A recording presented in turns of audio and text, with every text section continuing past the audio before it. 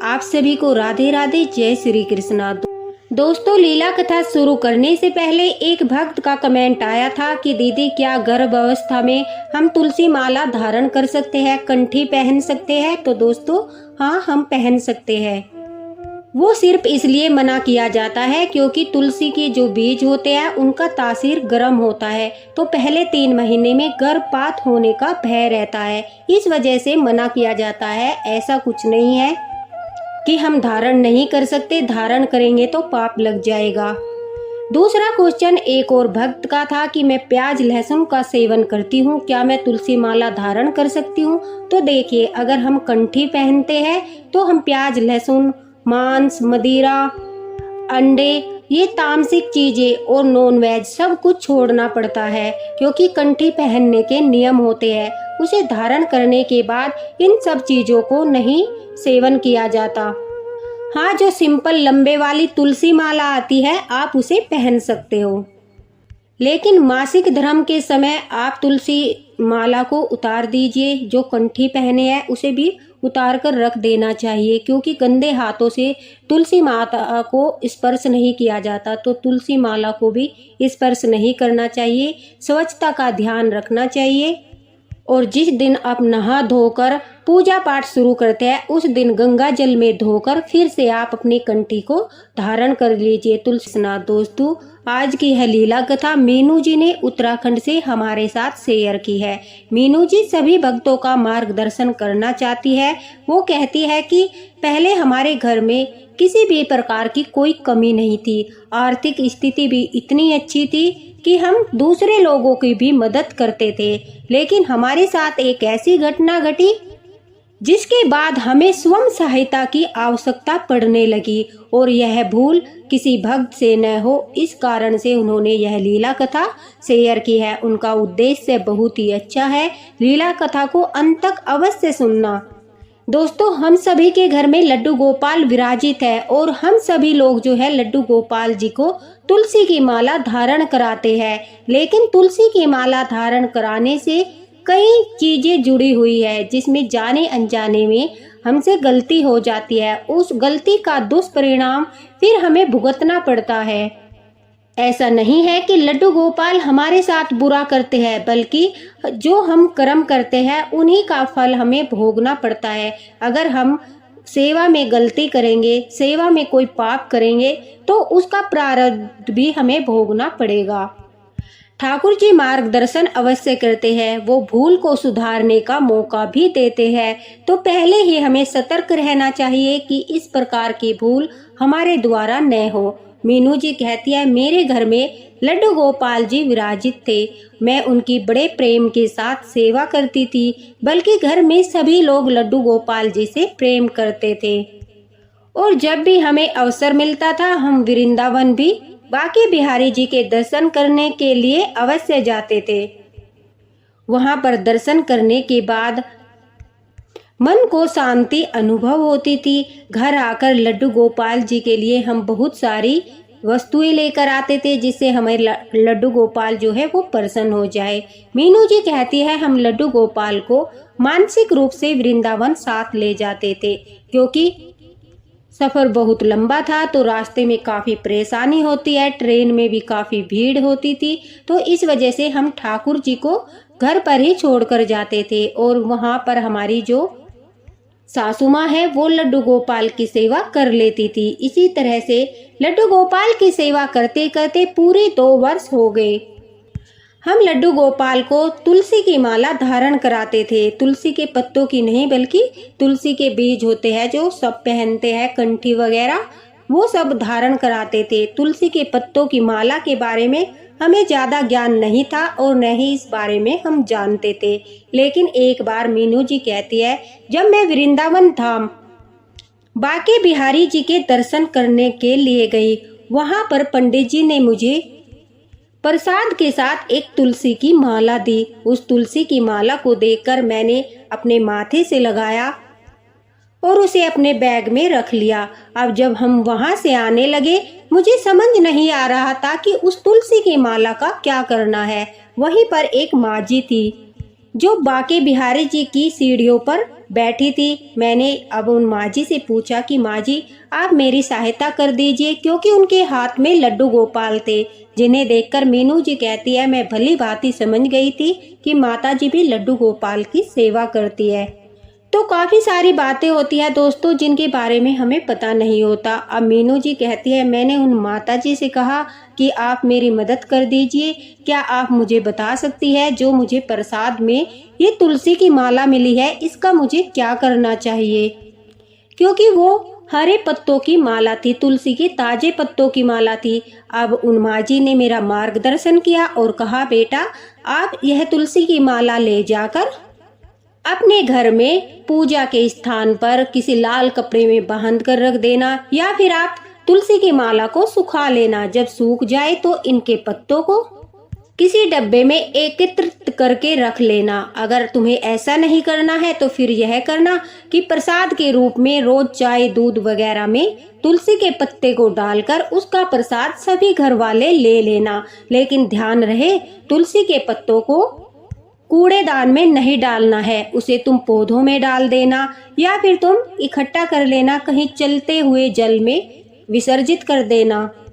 कूड़ेदान में इस माला के पत्तों को मत डालना। तुम सभी चाय में इसे डालकर प्रसाद के रूप में पूरा परिवार इसे ग्रहण कर सकता है। अब मीनू जी कहती है मेरा मार्गदर्शन हो गया था। मैंने उनसे पूछा क्या लड्डू गोपाल को भी तुलसी के पत्तों की माला पहनानी चाहिए, तो उन माता जी ने कहा अरे हाँ अवश्य पहनानी चाहिए। ठाकुर जी तो तुलसी के पत्तों की माला पहनकर बड़े ही प्रसन्न होते हैं और मनोवांछित वर देते हैं, मनोकामनाएं पूरी करते हैं। लेकिन ध्यान रहे एकादशी के दिन और रविवार के दिन तुलसी के पत्तों को नहीं तोड़ना। अगर तुम्हें माला धारण करानी है तो पहले दिन पत्तों को तोड़कर एकत्रित कर लेना, उसके बाद तुम अगले दिन माला धारण करा सकती हो। बस इतनी सी जानकारी मीनू जी कहती है उन माता जी से मैंने ली और मैं अपने घर आ गई। घर आकर मैंने अपनी सासू माँ से कहा कि माँ जी बहुत ही अच्छी बात पता चली है, हमारे घर में तो तुलसी के इतने सारे पौधे हैं, लेकिन हमें नहीं पता था कि उनका उपयोग किस प्रकार से करना है। हम लड्डू गोपाल के भोग में तो तुलसी पत्र रखते ही है, उसके साथ ही साथ कहते हैं अगर तुलसी के पत्तों की माला लड्डू गोपाल को पहनाते हैं तो लड्डू गोपाल प्रसन्न होते हैं, घर में धन धान्य की वृद्धि होती है, सुख शांति का वास होता है, लड्डू गोपाल की असीम कृपा प्राप्त होती है।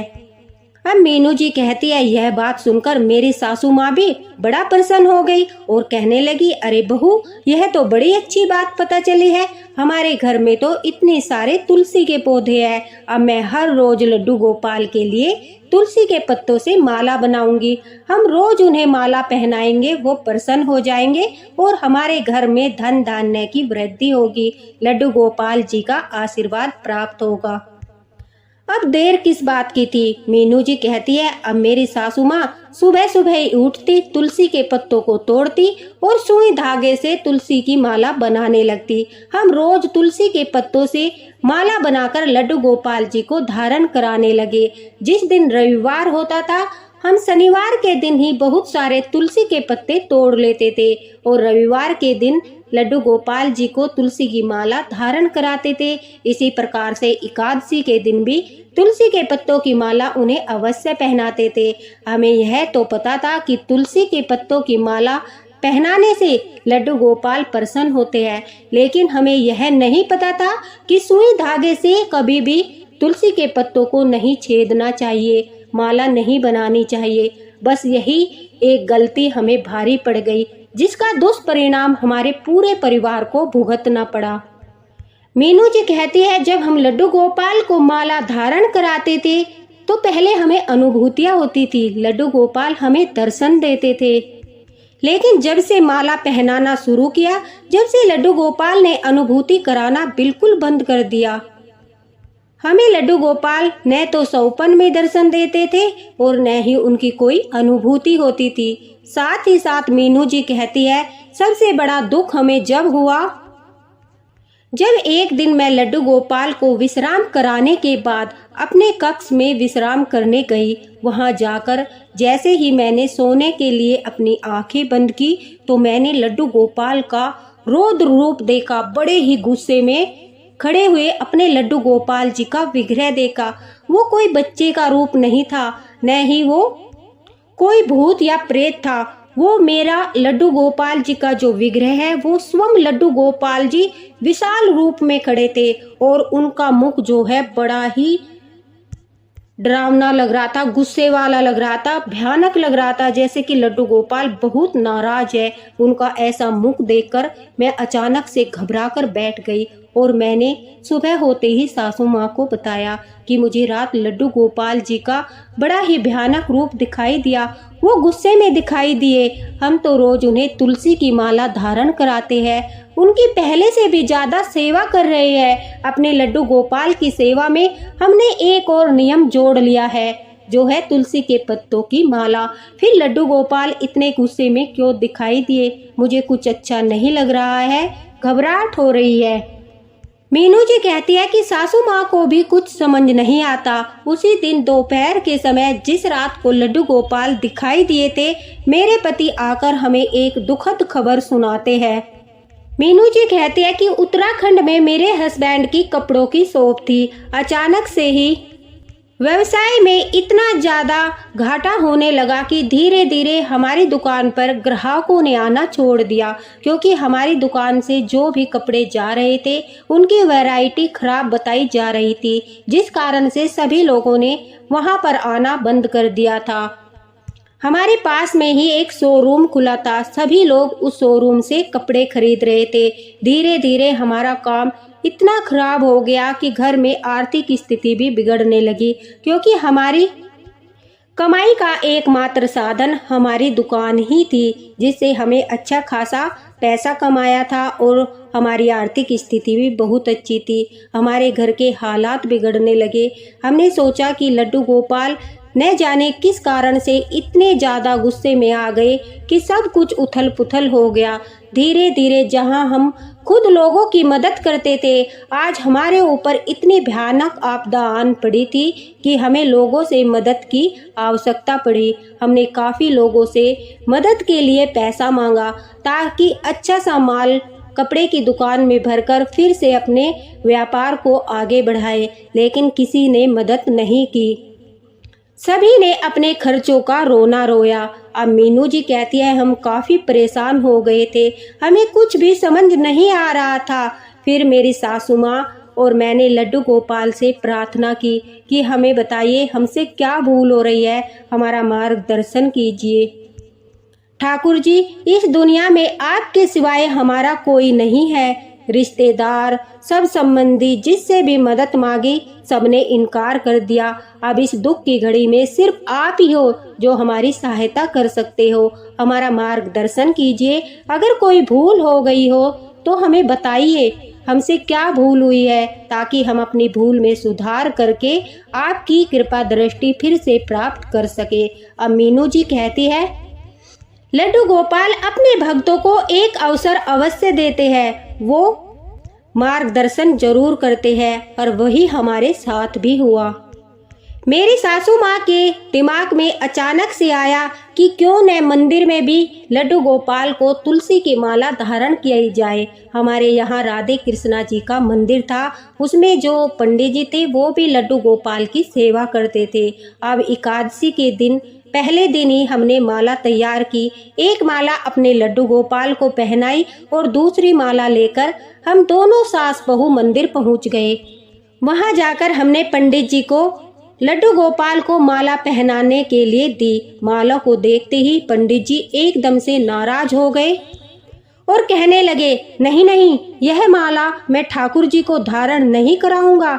उनकी यह बात सुनकर मैं बड़ी आश्चर्यचकित हुई और मैंने उनसे पूछा कि पंडित जी क्या हुआ?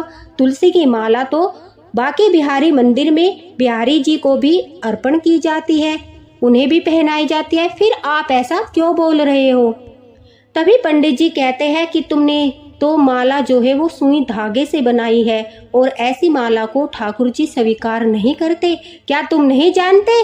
तुलसी माता जो है वो लक्ष्मी जी का रूप है। लक्ष्मी के रूप में तुलसी माता को पूजा जाता है, श्री हरि की पत्नी है। और जब तुम उनकी पत्नी को इस तरह से पीड़ा पहुंचाकर माला बनाओगे, क्या श्री हरि उस माला को स्वीकार करेंगे? कहते हैं तुलसी के पत्तों को अगर सुई या किसी अन्य चीज से छेद कर माला बनाई जाती है तो हम लक्ष्मी माता को पीड़ा पहुंचाते हैं। वो सुई उनके पैरों में चुभती है, जिसके कारण से माता लक्ष्मी को बहुत पीड़ा होती है और उस पीड़ा को देखकर श्री हरि दुखी होते हैं। हरि के दुखी होने के कारण वो उस माला को स्वीकार नहीं करते जो उनकी लक्ष्मी को पीड़ा देकर बनाई गई है। तुम्हें यह बात नहीं पता थी? अब वह कहती है कि हम तो रोज अपने लड्डू गोपाल को इसी प्रकार से माला धारण कराते हैं, क्या हमसे भूल हो गई? अब पंडित जी कहते हैं कि घोर अनर्थ, घोर पाप, तुमसे यही बड़ी भूल हो गई। तुम्हारे घर में लक्ष्मी जी का वास नहीं रहेगा। धन धान्य में वृद्धि की जगह तुम्हारा धन घटता जाएगा। तुम्हारे घर में आर्थिक व्यवस्था ठीक नहीं रहेगी, साथ ही साथ घर की सुख शांति में भी बाधा उत्पन्न हो जाएगी। यह बहुत बड़ा पाप होता है, अनर्थ होता है। तुलसी के पत्तों में कभी भी सुई डालकर उन्हें छेदना नहीं चाहिए, बल्कि उनकी टहनी को लाल धागे से बांधकर माला बनानी चाहिए। अगर तुम्हारे पास ज्यादा तुलसी के पौधे हैं, क्योंकि सभी घरों में 1 या 2 तुलसी का पौधा होता है, तो तुम तुलसी के 5-5 पत्तों को एक जगह बांधकर उनकी गुच्छेदार माला भी बना सकते हो। लाल धागे से तुलसी की माला बनाने से प्रभु श्री हरि प्रसन्न होते हैं और वह माला को स्वीकार करते हैं, क्योंकि तुम प्रेम से उसे गूंथ कर अपने हाथों से बनाते हो, ना कि तुम तुलसी माता को कष्ट देकर सुई से छेद कर उसे बनाते हो। अब सारी बात हमारी समझ आ गई थी। मीनू जी कहती है हम लड्डू गोपाल के चरणों में गिरकर खूब रोए कि हे ठाकुर जी, इतने दिनों के बाद आपने हमारा मार्गदर्शन किया, लेकिन किया तो सही, हमसे बहुत बड़ी भूल हो गई। जाने अनजाने में, बिना कुछ सोचे समझे, बिना कुछ जाने हमने इतना बड़ा पाप कर दिया, अनर्थ कर दिया। अब मीनू जी कहती है मैं उस समय इतना रोई, मुझे लगा कि सचमुच मैं तो अपने लड्डू गोपाल को माला पहनाकर खुश नहीं बल्कि पीड़ा पहुंचा रही थी। माता लक्ष्मी के चरणों में बार बार सुई से उन्हें कष्ट पहुंचा रही थी।